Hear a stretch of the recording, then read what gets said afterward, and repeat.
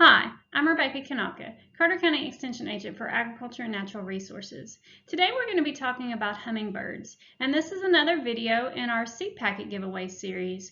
So stay tuned to the end of the video to learn how you can receive some free flower packets for seeds that might attract hummingbirds to your yard. When most people think of hummingbirds, they think of those in the western United States. That is where 16 different species breed in this country. However, in the eastern U.S., we are all familiar with the ruby-throated hummingbird. This hummingbird is one of 23 species of hummers that frequent North America, but is the only species that breeds in the eastern U.S. The ruby-throated hummingbird is the second most widely distributed hummingbird in North America. It is a remarkable little bird, and its beauty rivals many of its western counterparts. The ruby-throated hummingbird is numerous throughout much of Kentucky in the summertime. It generally arrives in mid-April, although it's been recorded to arrive in the state as early as March 29th. The arrival of the ruby-throated hummingbird is timed to coincide with the flush of spring flowers that provide them nectar.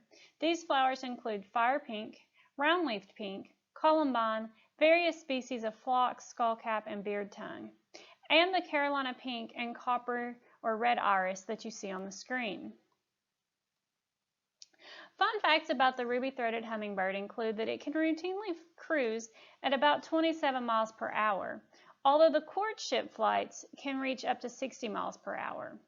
On average, its wings beat 53 times per second, which means that it can travel 1.2 millimeters with each forward stroke and 1.6 millimeters with each backward stroke. The hummingbird is the only avian species that can fly both backwards and upside down. Hummingbirds have been reported to migrate as many as 500 miles in a single day. Ruby-throated hummingbirds have little or no song. Instead of attracting a mate by singing, the male is believed to signal to potential female mates and potential male rivals with his flashy flight and the brilliant iridescent red patch on his throat, like the one on the young male pictured on the screen. Once they've arrived in the spring, the males go through an elaborate courtship display. Observers have noticed that as part of the mating ritual, females hang upside down on a branch, mesmerized by the way the male hovers above. One male will try to mate with several different females, and mating occurs by June. Some early clutches of offspring may be produced by late May, but they are probably the exception to the rule. After mating, the females begin the task of nest building, while the males typically find favored feeding areas. The males do not participate in nest building or chick rearing. One female bird can capture up to 2,000 insects a day. Each bird must eat 100% of its body weight in nectar every day to survive. Depending on air temperatures and activity levels, this means the birds feed anywhere from every 5 minutes to every hour.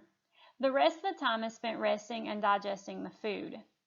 Hummingbirds cannot smell very well though, and so most of the ruby-throated hummingbird's preferred flowers are not fragrant. The nest is usually constructed 10 to 20 feet above ground in a nearly horizontal branch and often is located above a spring or a pond. Most nest sites in Kentucky are located in deciduous trees, often sycamores or elms. Contrary to popular belief, hummingbirds generally are not backyard nesters but prefer isolated or semi-isolated environments or undisturbed forests for their nesting sites. Most hummers will return to the same nest site each year and either build upon the existing nest or build a new nest if the old one was destroyed. Once the nest has been constructed, 2 paper-thin shelled eggs, each about the size of a pinto bean, are laid. The hen incubates the eggs for 14 days, at which time the blonde, almost featherless chicks emerge from the egg. Protein, in the form of insect material, is important for the young chicks to grow and develop feathers. The female brings back a portion of nectar and protein to the nest to feed the chicks. The chicks grow rapidly, and by the age of 2.5 weeks, they are fully feathered, have elongated beaks, and are ready to fly. 3 weeks after hatching, the youngsters are usually on their own. At times, the females will produce a second clutch of offspring in July. By late July, the birds begin their migration southward to their wintering grounds in southern Mexico, Panama, the Bahamas, Haiti, and the Dominican Republic. They're making use of another large flush of flowers in bloom at this time, including false dragonhead, cardinal flower, monkey flower, blazing star, and the foxglove and royal catchfly that are pictured on the screen. Males typically live 2.5 years, and the females typically live 3.5 years. More than 50% of each year's young never make the trip south and die for a variety of reasons, including succumbing to predators and the weather. You can attract the birds to your yard by feeding them. Hummingbirds love artificial feeders because one feeder can provide the daily nectar equivalent of 2,000 to 5,000 flowers. Male birds usually are the first to arrive at a feeder and will establish a territory. The time to set the feeder out is by mid-April, hopefully several days before the first bird arrives in the spring. Hummingbirds are highly territorial, so you may want to put out more than one feeder. A single male will be able to effectively keep all others away from one feeder. Females will come to the feeders because they are attracted to the males and his territory. When putting out feeders, make sure that feeders are not visible, at least initially, from other feeders and that they are in an open area at least 15 feet apart. Hummers, sensing confinement, apparently do not like feeders close to houses, windows, or eaves. You can increase hummingbird acceptance of a feeder by placing ripe fruit next to it. The fruit will attract gnats and other insects that the birds relish.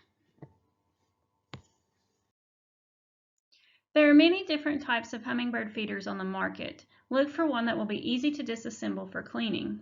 Also look for one with lots of red.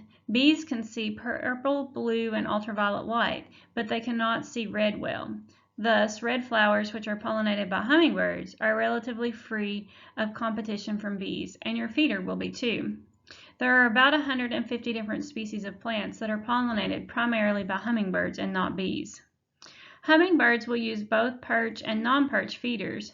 However, perches are not necessary because the birds typically hover while feeding. In nature, hummingbird pollinated flowers do not offer perching platforms like many other flowers do.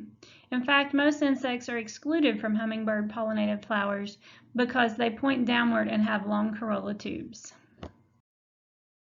You can make your own sugar water solution for the hummingbird feeder. Commercial mixes can cost more than homemade sugar water solutions, and many of them also contain preservatives that might harm the birds. To make your own, first mix up a solution of about 4 parts water to 1 part sugar. This is the best ratio because it is about the average amount of sucrose produced in typical flowers that attract hummingbirds. Do not make the solution any stronger. You could attract butterflies and bees instead. Most flowers butterflies and bees pollinate have an average nectar content of 42%. You'll need to boil the water and sugar for 2 minutes. Boiling it for this length of time slows fermentation, which is bad for the birds. Do not microwave the solution because microwaving causes a breakdown in the sugar molecules that can change the nutritional value. Cool the mixture and refrigerate. Do not add red dye. Some information suggests that red dye can actually harm the birds. Most commercial feeders have sufficient amounts of red on them to attract the birds. Never add honey to the mixture. It will create mold and fungal disease problems. Active feeders will be emptied in a hurry. If you do not have any activity at your feeder for several days, take the feeder down, empty the solution, and replace it with fresh sugar water. Every week or so, all feeders should be taken down and cleaned with a mild soap detergent, rinsed with bleach, and then rinsed thoroughly with water. What can you do to deal with insect problems at your feeder? First and foremost, do not use any insecticides. They will most certainly harm the birds. To repel bees, change the sugar solution to 5 parts water to 1 part sugar and change the bee guards from yellow to red. Ants are a different problem. Simple solutions for repelling ants include applying shortening to the feeder suspension wire and then using a vacuum cleaner to remove the ants. A better solution is to create a water moat above the feeder like the one you see on the screen because ants don't swim. There is great debate about when to take a hummingbird feeder down. Some people say the birds will not migrate if the feed is still available, but this is not true. You should leave your feeder up as long as the birds are coming to it. Migrant hummers normally show up by late July and will continue passing through until October. If you leave a feeder up, you may help a late migrant make the journey. There are several different plants that you can have around your landscape that may help attract hummingbirds, like the trumpet creeper that you see pictured on the screen there. And like I said, we do have some seed packets that were donated that we're going to give away, and they include things like zinnias and dianthus and more that you can plant in your landscape to help attract hummingbirds. You may also want to use native wildflowers. The very best hummingbird flower is the cardinal flower, which is pictured there on the screen. Another native annual that is a good self-seeder in the garden is jewelweed. It is a self-seeder though, so it can spread easily in your landscape. Don't forget to add flowers that attract lots of insects for the hummingbirds too, such as purple coneflower.